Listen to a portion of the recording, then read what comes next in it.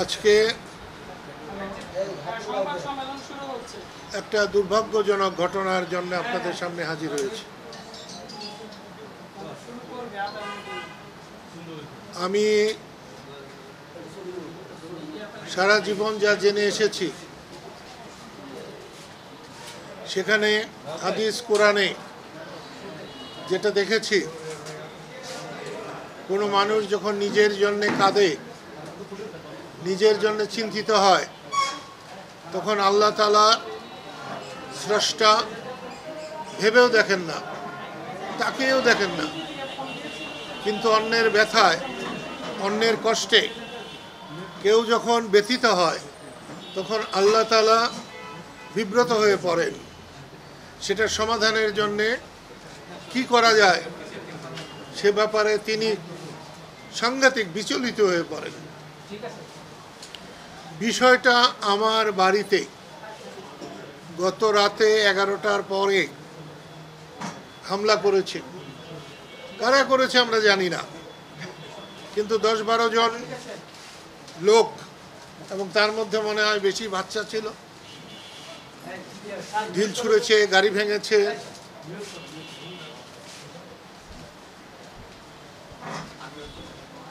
কোঠা বিরোধী আন্দোলন, বৈষম্য বিরোধী আন্দোলনের পরে আমরা এই স্বৈরাচারী মনোভাব আশা করি নাই। আওয়ামী লীগ যদি স্বৈরশাসক হয় তাহলে আজকের অ্যাক্টিভিটিস, কর্মকাণ্ড, তাকে আমরা কি বলে অভিহিত করব? শেখ হাসিনার সঙ্গে আমার দীর্ঘ 26 বছর, আমরা নতুন দল করেছি, রাত দিন সংগ্রাম করেছি। আওয়ামী লীগ আমাদেরকে বহু প্রোগ্রাম করতে দেয় নাই। তারপরেও যদি সবাইকে স্বাধীনতার দোসর বানানো হয়, স্বাধীনতার দোসর না আওয়ামী লীগের দোসর বানানো হয়, তাহলে তো আমি মনে করব বৈষম্য বিরোধী আন্দোলনকে ব্যর্থ করার জন্য, ধ্বংস করার জন্যে এ কোনো ষড়যন্ত্র কিনা। সেই জন্য আপনাদের মাধ্যমে আমার বাড়ি ভেঙেছে, আরও ভাঙুক। বঙ্গবন্ধুর 32-এর বাড়িতে যখন গিয়েছিলাম আমার গাড়ি ভেঙেছিল, আরও ভেঙে যদি দেশে শান্তি স্থাপিত হয়, দেশের কল্যাণ হয়, আমি সবসময় রাজি আছি। আমি একটা জিনিস বুঝতে পারছি না, আমাদের বেসামরিক প্রশাসক এনায়েত করিমের মৃত্যুর মধ্য দিয়ে আমরা একটি স্মরণ সভা করেছিলাম।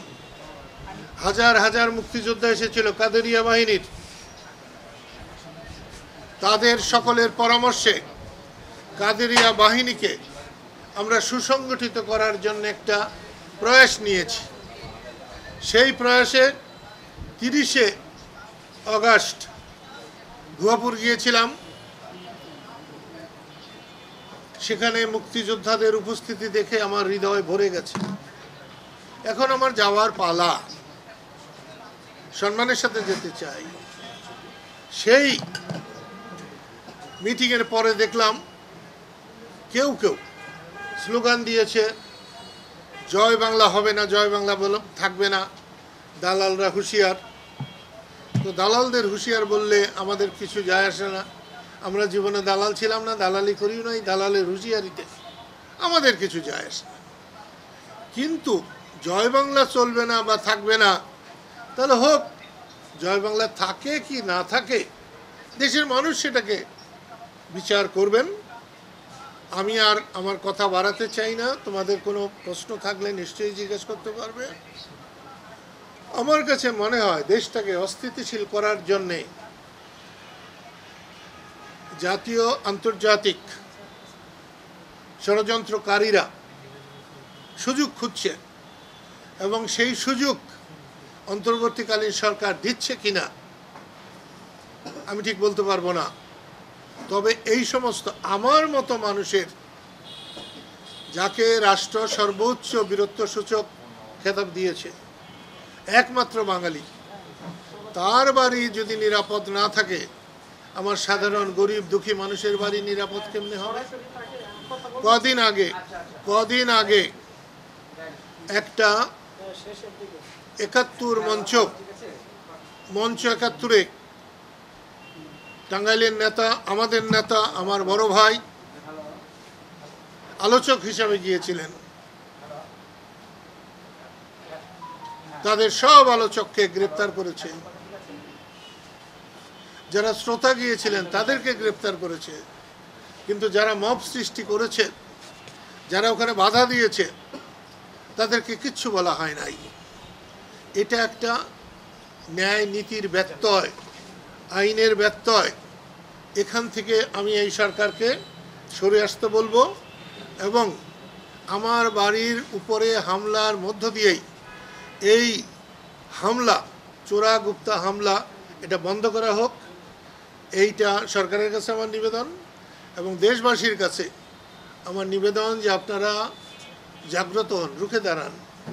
এই রকম অন্যায়কে সহ্য করলে পরবর্তী বংশধরদের জীবন, সম্পদ, সম্মান সবই হুমকির মধ্যে পড়বে। আপনাদের সবাইকে আমার পক্ষ থেকে, আমার দল কৃষক শ্রমিক জনতা লীগের পক্ষ থেকে, এবং যেহেতু মুক্তিযোদ্ধা ছিলাম, মুক্তিযুদ্ধ করে দেশকে স্বাধীন করেছিলাম, বঙ্গবন্ধু বলার সাথে সাথে ২৪শে জানুয়ারি ৭২ সমস্ত অস্ত্র তার হাতে তুলে দিয়েছিলাম।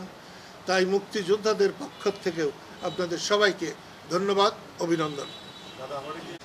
এটা সম্পূর্ণ মিথ্যে। আমি আওয়ামী লীগ করি না। রাজনৈতিকভাবে শেখ হাসিনার সঙ্গে আমার কোনো রকম মিল নেই। ব্যক্তিগতভাবে আমি সব মানুষকে ভালোবাসি। উনি বঙ্গবন্ধু শেখ মুজিবের রক্ত আমি সব থেকে বেশি শ্রদ্ধা করি।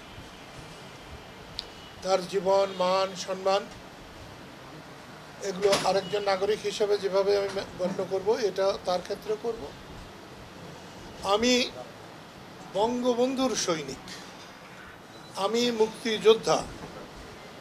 আমি মুক্তিযুদ্ধকে সম্মানিত করতে চাই, বঙ্গবন্ধুকে সম্মানিত করতে চাই এবং স্বাধীনতাকে নিরাপদ করতে চাই, দেশবাসীকে নিরাপদ করতে চাই। এখানে শেখ হাসিনার নেতৃত্বের আওয়ামী লীগের কোনো জায়গা নেই।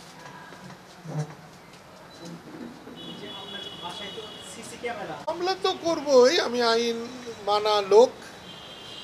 তো সিসি ক্যামেরা ২-৩টা বোধহয় ভাঙছে, আর সিসি ক্যামেরাগুলো আমাদের ভালো নাই, ২-১টা বোধহয় একটু আছে।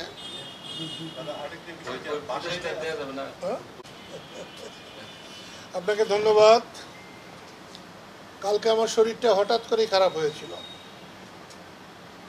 যেখানে ওরা মিটিং করেছে আমার সম্মতি ছিল। ১৭০০ লোক হয়তো ভালোভাবে সেখানে থাকা যেত, কিন্তু আমার ধারণায় ৭-৮০০ বা তারও বেশি লোক হয়েছিল। প্রচণ্ড গরমে, আমি বোধহয় ২-৩ বছর আগে ওইরকম গরমে মাকড়াইতে আমি খুব অস্বস্তি বোধ করেছিলাম। ঠান্ডা পানি দিয়ে, গামছা দিয়ে হাত পা মোছার পরে ঘণ্টাখানি পরে আমি সুস্থ বোধ করেছি। কালকেও আমি কিন্তু ঘণ্টাখানি পরে সুস্থ বোধ করেছি। সখীপুরের ডাক্তারদের আমি ধন্যবাদ দেবো। এত সুন্দর ডাক্তার আছে ওরা, আমি জানতাম না। ৪-৫ জন ছুটে এসেছিল, ব্লাড দেখেছে, প্রেশার দেখেছে, আর যা যা দরকার দেখেছে, এমনকি ইসিজি করেছে। কালকে জানি কোন মাতবর ইসিজির আবার একটা ছবি তুলে দিচ্ছে। আমি তো তাদেরকে আর কাছে যেতে দেবো না, গোপন ইসে বাকি সব ঠিক আছে, ইসিজির ছবি দেওয়ার কোনো মানে নেই।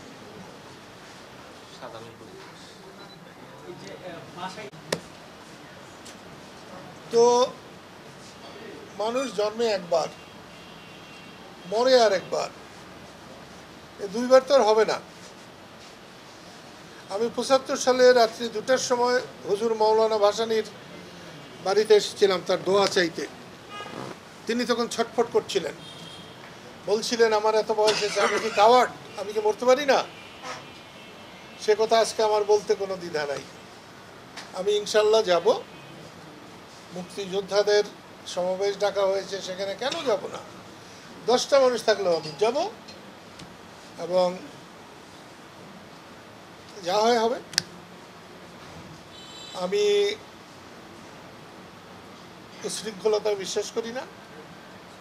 আমি মনে করি গায়ের জোরের চাইতে মনের জোর অনেক বড় জিনিস। আমি মনোবলে বিশ্বাসী মানুষ। আমি আমার যতক্ষণ পর্যন্ত আমার ধ্যান থাকবে, জ্ঞান থাকবে, ততক্ষণ পর্যন্ত আমি আমার মনের তাগিদকে অনুভব করে বাংলাদেশের মানুষের যতক্ষণ আমি সেবা করতে পারবো, আমি চাই যেন ততক্ষণ আমি বেঁচে থাকি। আমি অচল হয়ে যেন এক মুহূর্ত বেঁচে না থাকি। এনায়েত করিমের স্মরণ সভা হয়েছিল, না হলো 3000, তার মধ্যে 2000 মুক্তিযোদ্ধাদের নিয়ে কথা বলবো। যতদিন বাংলাদেশ থাকবে ততদিন মুক্তিযুদ্ধের চেতনা থাকবে, মুক্তিযুদ্ধ থাকবে, এবং মুক্তিযোদ্ধাদের সম্মান থাকবে। যারা এটা করছে তাদেরকে জিজ্ঞেস করা দরকার তারা কেন করছে। আমি কি করে বলবো যে কেন তারা করছে? তাদের সঙ্গে তোমার যোগাযোগ হয় না, হতে পারে।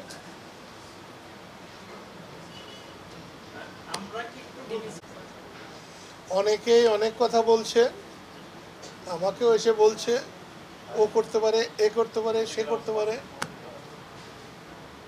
আমি জীবনে কখনো চিলে কান নিয়েছে এরকম শুনে আমি চিলের পিছে ছুটি নাই। আমি আবারও বলছি আপনাদের সবাইকে সামনে রেখে, আমার বাড়ি সম্পূর্ণ ধ্বংস করে দিলে যদি বাংলাদেশের কল্যাণ হয়, মানুষের একটু স্বস্তি হয়, সম্পূর্ণ বাড়ি, এত কিছুই হয় না, গাড়ি ভাঙছে, আমি রাজি থাকব। এবং আমি যারা ধ্বংস করবে আমি তাদেরকে সমর্থন দেব। অনেক কষ্ট সহ্য করতে হয়, লাঞ্ছনা সইতে হয়, দেশটার একেবারে খারাপ অবস্থা। আপনারা এতজন এত আগ্রহ করে এসছেন, এই রকম একটা সাধারণ মানুষ নির্যাতিত হলে, সাধারণ মানুষ কষ্টে পড়লে আপনারা যদি ছুটে যান, তাহলে টাঙ্গাইলের মানুষ হিসাবে আমার গর্ব হবে। টাঙ্গাইল একটা ঐতিহাসিক জায়গা। টাঙ্গাইলের সেই মুঘল আমল থেকে টাঙ্গাইলের ভূমিকা উল্লেখযোগ্য, স্বর্ণাক্ষরে লেখা, কিন্তু টাঙ্গাইল কখনো মর্যাদা পায় নাই। আমি আশা করব আপনারা টাঙ্গাইলের মর্যাদা রাখবার চেষ্টা করবেন, হুজুর মৌলানা ভাসানীকে তুলে ধরার চেষ্টা করবেন, শামসুল হককে তুলে ধরবার চেষ্টা করবেন, মান্নান ভাইকে তুলে ধরার চেষ্টা করবেন। আমাকে বাদ দিয়ে হলেও শাহজাহান সিরাজ, লতিফ সিদ্দিকী এরা চলে যাওয়ার পরে টাঙ্গাইল নিয়ে কিন্তু কথা বলার লোকের অভাব হবে। সেই জন্যে আমি আঞ্চলিকতা বিশ্বাস করি না, তারপরেও বলছি নিজের সম্মান নিজেকে রক্ষা করতে হয়। আপনারা দয়া করে, আমি খুবই খুশি আপনাদের এই উপস্থিতির জন্যে। আপনারা, এটা সত্য যে যাই বলুক, সংবাদ মাধ্যম জাতির দর্পণ, আয়না। আপনারা এইভাবে কষ্ট করে ঝুঁকি নিয়ে আপনারা সংবাদ পরিবেশন না করলে, সংগ্রহ না করলে দেশে আরও অরাজকতা হতো, দেশে মানুষ বাস করতে পারত না। সেজন্যে ইলেকট্রনিক মিডিয়া, প্রিন্ট মিডিয়া, যে কোনো মিডিয়া, তাদের অবদান সকলের কাছে স্মরণযোগ্য। আমি আবারও টাঙ্গাইল প্রেস ক্লাবের সবাইকে আমার অন্তরের অন্তঃস্থল থেকে সাধুবাদ, শুভকামনা এবং অভিনন্দন জানিয়ে শেষ করছি। খোদা হাফেজ।